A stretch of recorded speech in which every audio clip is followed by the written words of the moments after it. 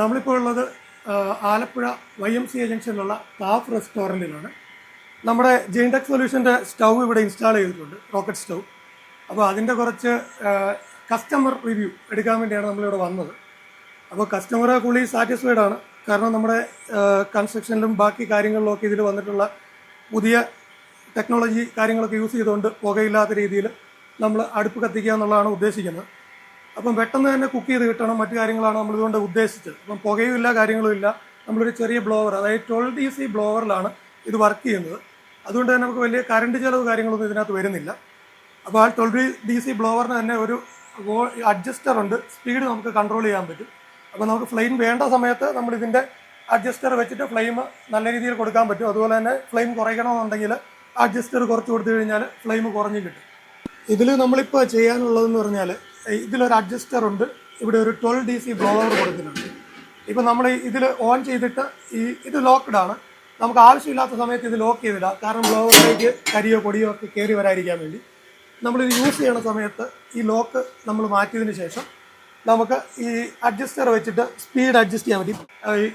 ഇതിൻ്റെ ഓണറാണ്, ഇസ്മായിൽ എന്നാണ് പേര്. എൻ്റെ ഒരു സുഹൃത്തും കൂടെയാണ് പുള്ളിക്കാരൻ.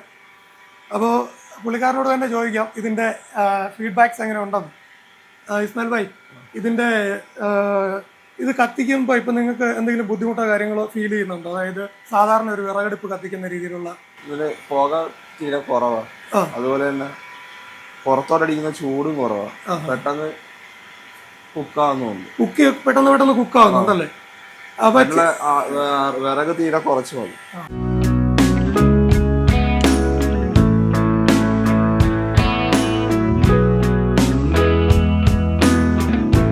ചേച്ചിയാണല്ലോ ഈ അടുപ്പ് കൂടുതലായിട്ട് യൂസ് ചെയ്യുന്നത്.